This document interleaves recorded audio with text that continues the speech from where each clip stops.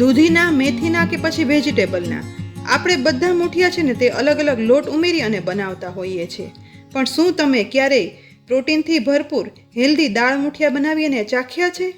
Friends, આજે આપણે normal મુઠિયાથી વધુ સ્વાદિષ્ટ અને લોટથી નહીં પણ દાળ ઉત્સવમાં અલગ અલગ દાળના ઉપયોગથી બનતા પ્રોટીનથી ભરપૂર અતિ સ્વાદિષ્ટ હેલ્ધી દાળ મુઠિયા બનાવીએ.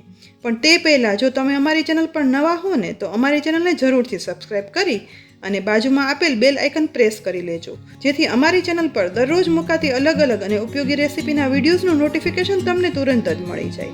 દાળ મુઠિયા બનાવવા માટે આજે આપણે 3 પ્રકારની દાળ લઈશું. ચણાની દાળને 3 કલાક પાણીમાં પલાળી છે. સાથે મગની મોગર દાળ છે ને તે પણ તે જ રીતે પલાળી છે અને તુવેર દાળને પણ પલાળી લીધી છે. આ બધી દાળ છે ને તે મેં અહીં અડધો કપ લીધી હતી. દાળમાંથી પાણી કાઢ્યા પછી હવે મિક્સરના ચટણીના જારમાં પ્રથમ પલાળેલી ચણાની દાળ ઉમેરશું, સાથે પલાળેલી તુવેર દાળ ઉમેરશું અને તેની સાથે પલાળેલી મગની દાળ પણ ઉમેરી દેવાની છે. આ બધી દાળનું આપણે પાણી કાઢી નાખ્યું છે, કારણ કે અહીં આપણે આ બધી દાળ છે ને તે કોરી જ પીસવાની છે. હવે સાથે તેમાં સ્વાદ પ્રમાણે આદુના ટુકડા ઉમેરશું. તેની સાથે તીખા લીલા મરચાંના ટુકડા પણ ઉમેરી દેવાના છે. સાથે 3 થી 4 કળી લસણ ઉમેરશું. જો લસણ ના ખાતા હોય ને તો અહીં લસણ નહીં ઉમેરવાનું.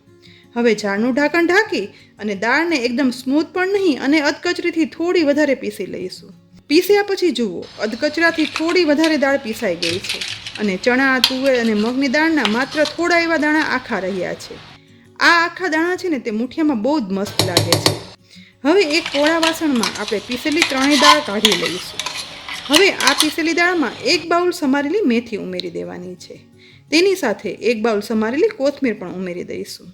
અહીં જો પસંદ હોય ને તો કોબીજ, ગાજર, કેપ્સિકમ જેવા વેજીટેબલ્સ પણ ઉમેરી શકાય છે. તેની સાથે હવે 2 ટેબલસ્પૂન દહીં ઉમેરી દેવાનું છે. હવે આ બધો મસાલો કરી લઈશું. તેના માટે 1/4 ટીસ્પૂન હળદર પાવડર ઉમેરશું, સાથે 1/4 ટીસ્પૂન હિંગ ઉમેરશું, 3/4 ટીસ્પૂન ધાણા જીરું પાવડર ઉમેરી દેવાનો છે. સાથે 1 ટીસ્પૂન લાલ મરચું પાવડર ઉમેરી દઈશું, 3/4 ટીસ્પૂન મીઠું પણ ઉમેરશું. બધા મસાલા ઉમેરાઈ જાય ને એટલે હવે 1/8 ટીસ્પૂન બેકિંગ સોડા ઉમેરી દેવાનો છે. પણ દાળ મુઠિયા છે ને તે થોડા ગળાશવાળા હશે ને તો સ્વાદમાં બહુ જ સરસ લાગશે, માટે 1 ટીસ્પૂન ખાંડ પણ ઉમેરી દઈશું. છેલ્લે હવે તેમાં 1 ટીસ્પૂન તેલ ઉમેરવાનું છે. સાથે 1 ટીસ્પૂન શેકેલા સફેદ તલ ઉમેરશું. દાળ મુઠિયામાં શેકેલા સફેદ તલનો સ્વાદ બહુ જ સરસ લાગે છે, માટે જો શેકેલા તલ હોય ને તો જરૂર ઉમેરવા. બધું ઉમેરાઈ જાય ને એટલે હવે દાળમાં મેથી, કોથમીર, મસાલા હાથ વડે મિક્સ કરશું. બધું મિક્સ કરતાં આપણને લાગશે કે દાળ સોફ્ટ હોય છે અને તેમાં મસાલા તો મિક્સ થઈ ગયા, પણ આપણે તો મુઠિયા વાળવાના છે, તો આ સોફ્ટ મિશ્રણમાંથી મુઠિયા કેમ વાળવા? તો તેના માટે અહીં મેં 1/4 કપ ઘઉંનો કરકરો લોટ લીધો છે. તો હવે આપણે આ કરકરો લોટ ફક્ત બાઇન્ડિંગ પૂરતો જ મિશ્રણમાં ઉમેરતા જઈશું. અહીં ધીમે ધીમે 1/4 કપ લોટ ઉમેરી અને મિક્સ કરી દેવાનો છે. દાળના આ મુઠિયામાં બાઇન્ડિંગ પૂરતો કરકરો લોટ ઉમેરવાથી મુઠિયા લોટને કારણે કઠણ અને ચીકણા પણ નથી થતા. સાથે સાથે કરકરો લોટ એકદમ ઓછા પ્રમાણમાં હોવાથી દાળ અને કરકરા લોટથી મુઠિયા સોફ્ટ અને ફરસા બને છે. વળી લોટનું પ્રમાણ તો એકદમ નહિવત જ હોય છે. અહીં મુઠિયા વળી જાય ને તેવું હવે મિશ્રણ તૈયાર થઈ ગયું છે. તો પ્રથમ સ્ટીમરમાં કાણાવાળી ટ્રેમાં થોડું એવું તેલ લગાવી લેવાનું છે, જેથી મુઠિયા બફાવા સમયે તેમાં ચીપકે નહીં. ટ્રેમાં તેલ લગાવાઈ જાય ને એટલે હવે હાથ પર પણ થોડું તેલ લગાવી લઈશું અને ત્યાર પછી હાથમાં થોડું થોડું મિશ્રણ લેતા જઈશું અને આ રીતે આપણને મનગમતા શેપમાં મુઠિયા વાળી અને તૈયાર કરી લેવાના છે.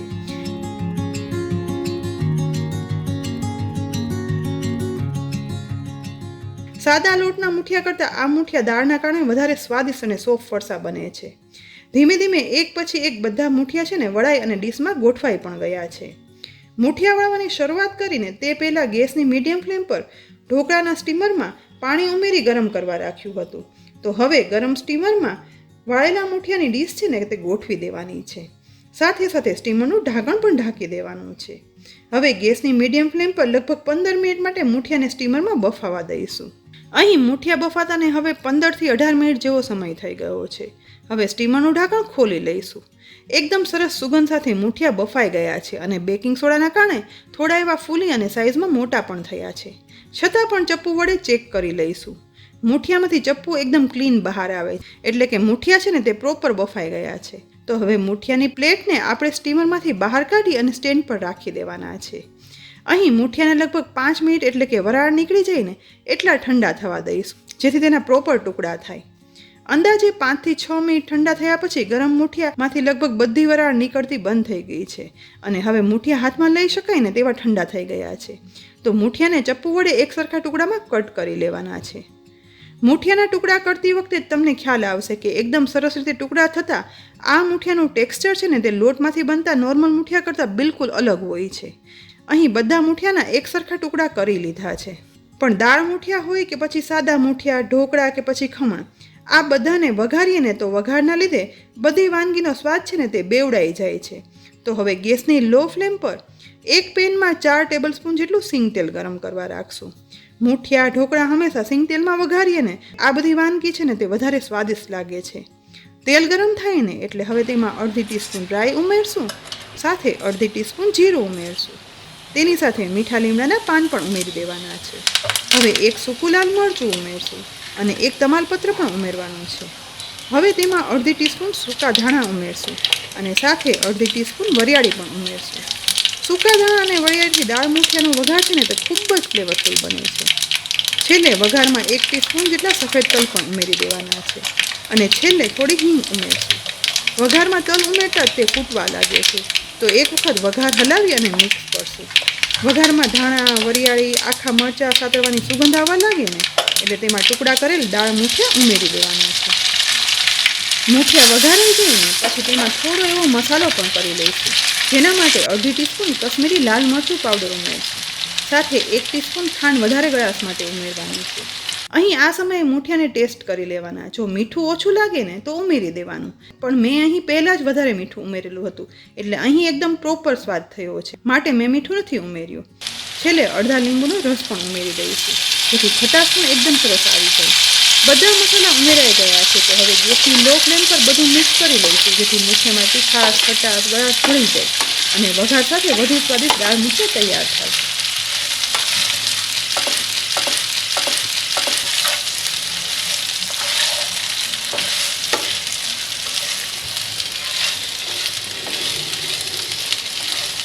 અહીં વઘારમાં માત્ર 1 થી 1.5 મિનિટ સતળાયા પછી ઉપરથી ક્રિસ્પી પડ સાથે સોફ્ટ ફરસા દાળ મૂઠિયા બની અને તૈયાર થઈ ગયા છે. તલ, ધાણા, જીરુંના વઘારની સુગંધ સાથે સ્વાદિષ્ટ આ દાળ મૂઠિયામાં ઉપરથી થોડી એવી સમારેલી કોથમીર પણ ઉમેરી દઈશું. લોટના સાદા મૂઠિયા કરતાં બિલકુલ અલગ સ્વાદના વધારે સ્વાદિષ્ટ અને સુગંધીદાર દાળ મૂઠિયા ગરમા ગરમ જ પીરસી લઈશું.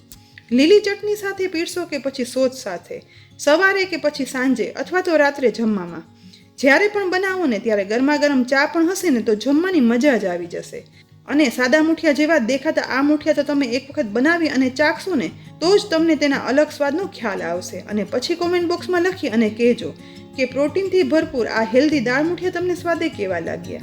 રેસિપી ગમી હોય ને તો લાઈક કરી અને શેર કરજો. અને હા, એકવાર તો જરૂરથી બનાવજો.